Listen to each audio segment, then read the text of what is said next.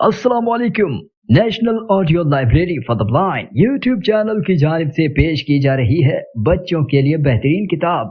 اس کتاب کا عنوان ہے پیڑ کا بھوت، مصنفہ راحت عائشہ، آواز ماریا ذوالفقار آوان کی۔ اگر آپ کو یہ کتاب پسند آئے ویڈیو کو لائک کریں، دوستوں کے ساتھ شیئر کریں، چینل سبسکرائب نہیں کیا تو چینل سبسکرائب کر لیں، اور ہاں بیل آئیکن پریس کرنا نہ بھولیں تاکہ آپ کو تمام ویڈیوز بذریعہ نوٹیفیکیشن موصول ہو سکیں۔ کمنٹ باکس میں اپنی محبتوں کا اظہار ضرور کیجیے گا۔ جزاک اللہ۔ 130 سال بعد۔ جیسے جیسے اسکرین پر سبز رنگ کی مدھم سی روشنی بڑھتی جا رہی تھی، ویسے ویسے اس کے دل کی دھڑکن تیز ہو رہی تھی۔ اس کا خلائی شٹل زمین کے نزدیک آ رہا تھا۔ 30 دن اس نے اپنی کلائی پر باندھی گھڑی میں دیکھتے ہوئے خود کلامی کی۔ 30 دن میں اپنی زمین سے جدا رہا، کسی سے رابطہ نہ ہو سکا۔ یقیناً چیف اس بات پر ضرور ناراض ہوں گے کہ میں نے اپنا مشن چھوڑ کر کنٹرول ٹاور سے رابطہ کرنے کی کوشش کیوں نہیں کی۔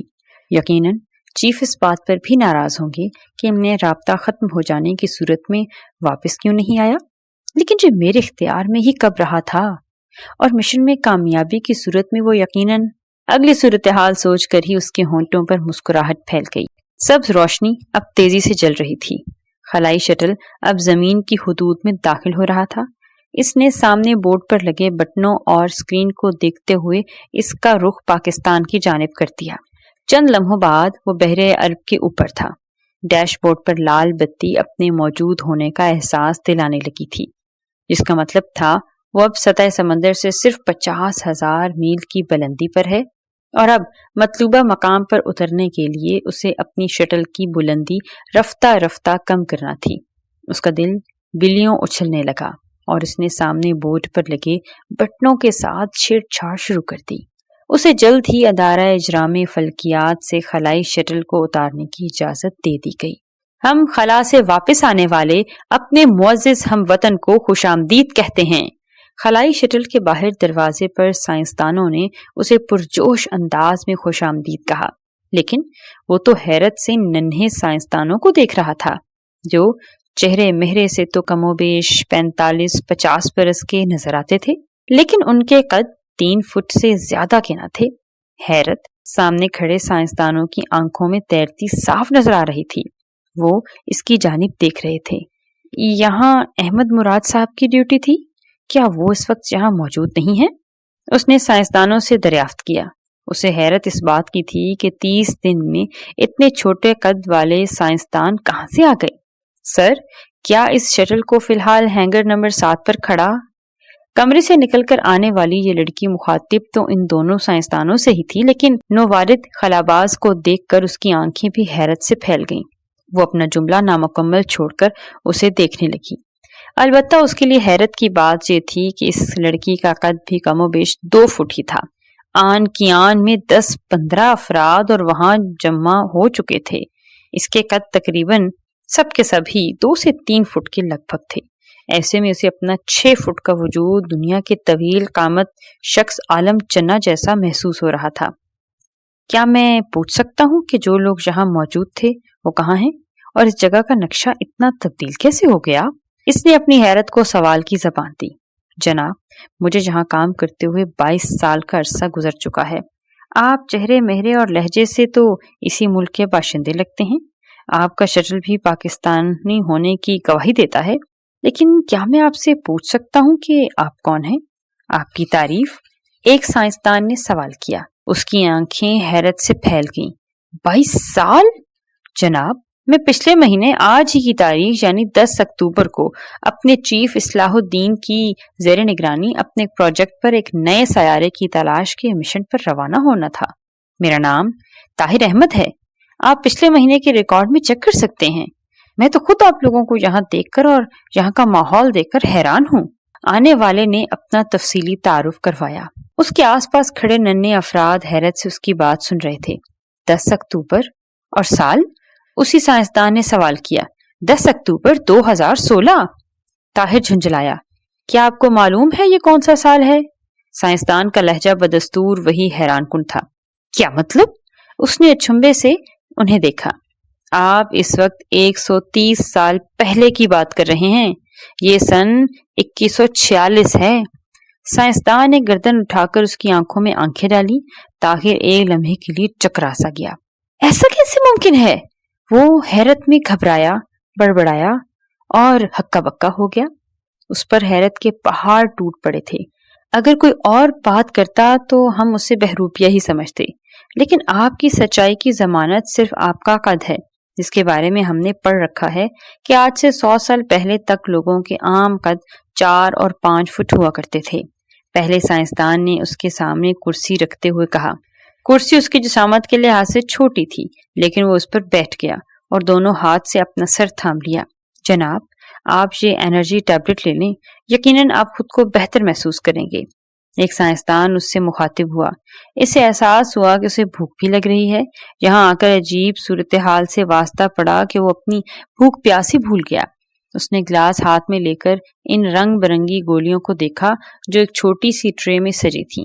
ایک گولی آم کی شکل میں جبکہ ایک انگور کی شکل میں تھی۔ کچھ گولیاں گندم اور چاول کی شکل کی تھیں۔ اس نے ڈرتے ڈرتے ایک گندم اور ایک آم والی گولی منہ میں ڈالی۔ ذائقہ محسوس کرنے کے لیے اس نے انہیں چبایا، پیاس بجھانے کے لیے پانی بھی لیا۔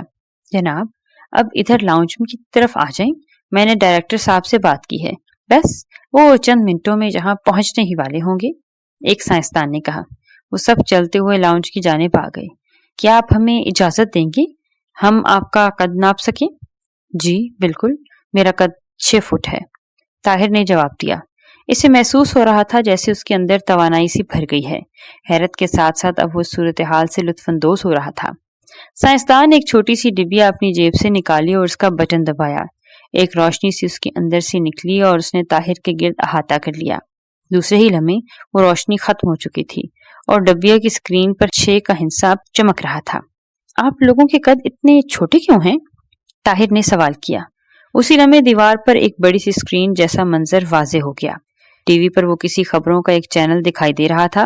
چند لمحوں میں ڈائریکٹر صاحب بھی آ گئے۔ وہ بھی اس کی کہانی سن کر انگشت بدنداں ہو گئے۔ تھوڑی دیر بعد یہ خبر پوری دنیا میں پھیل چکی کہ ایک شخص جو 2016 میں زمین سے خلا کی طرف روانہ ہوا تھا، 130 سال بعد دوبارہ زمین پر آ چکا ہے۔ اس کی سچائی کا ثبوت اس کا قد ہے جو 6 فٹ ہے۔ اب دنیا میں سب سے لمبے ترین شخص کا قد 4 فٹ 8 انچ ہے۔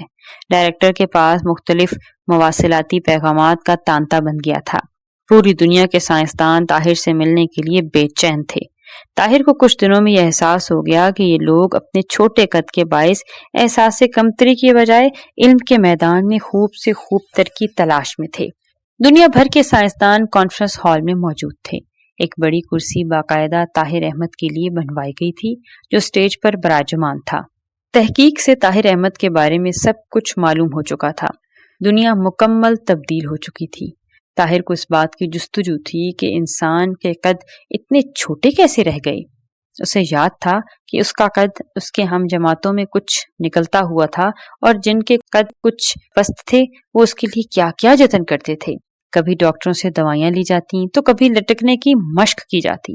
کانفرنس کا آغاز ہو چکا تھا۔ دنیا بھر کے معروف سائنسدان وہاں موجود تھے۔ ننھے ننھے لوگوں کو اپنے ارد گرد دیکھ کر اسے محسوس ہوا کہ وہ بونوں کے دیس میں آ گیا ہے۔ کسی ملک کا دوسرا ملک پر ناجائز قبضہ نہیں ہوتا تھا۔ کانفرنس میں طاہر سے مختلف سوالات پوچھے گئے اور طاہر نے بہت سی معلومات حاصل کی۔ اسے معلوم ہوا کہ خلا میں جانے کے بعد اس کا رابطہ جب زمینی دنیا سے کٹ گیا، اس وقت وہ تو کسی اور ہی عالم یعنی دنیا میں اپنا وقت گزارتا رہا جو وہاں کے 30 دن تھے، لیکن زمین کا ایک طویل عرصہ تھا۔ اس وقت جہاں ایک تیسری جنگ عظیم دنیا میں برپا ہوئی تھی۔ ایٹمی ہتھیاروں کی یہ جنگ اتنی خطرناک تھی کہ زمین پر سبزہ اگنا بند ہو گیا تھا۔ بے شمار افراد اپنی جانوں سے ہاتھ دھو بیٹھے اور انسان زندہ رہے۔ وہ کسی نہ کسی معذوری کا شکار ہو گئے۔ آخرکار دنیا میں امن قائم ہو گیا، لیکن سبزہ اور اناج نہ اگنے کی وجہ سے سائنسدان بہت پریشان تھے۔ وہ اسی ضرورت نے ان سے طاقت حاصل کرنے والے کیمیکل دوائیں ایجاد کروا ڈالی جو لوگوں کے پیٹ بھرنے میں تو معاون ثابت ہوئیں کہ انہیں کمزوری محسوس نہ ہوتی، لیکن اس کا دوسرا رخ یہ ہوا کہ ان کے قد کی نشو و نما رک گئی۔ اور جتنا اچانک بھی نہ ہوا بلکہ بتدریج ایسا ہوتا رہا، اور اس وقت لوگوں کے عام قد 2 سے 3 فٹ کے درمیان تھے۔ وہ قد میں چھوٹے تو ہو گئے لیکن امن قائم کرنے کے لیے انہوں نے بڑے بڑے کام کیے۔ زندگی کی عام سہولتیں ہر شخص کو میسر تھیں، کوئی عام آدمی ہو یا خاص، سب کے گھر رقبے میں برابر تھے۔ کھانے پینے کے لیے سب کو یکساں گولیاں ملتی تھیں۔ زیادہ اور کم کھانا بھی نقصان دہ تھا، لہٰذا وہ بھی سب برابر ہی کھاتے تھے۔ طاہر کو جہاں امن کی خوشی تھی وہاں اپنے ساتھیوں سے بچھڑنے کا دکھ بھی تھا۔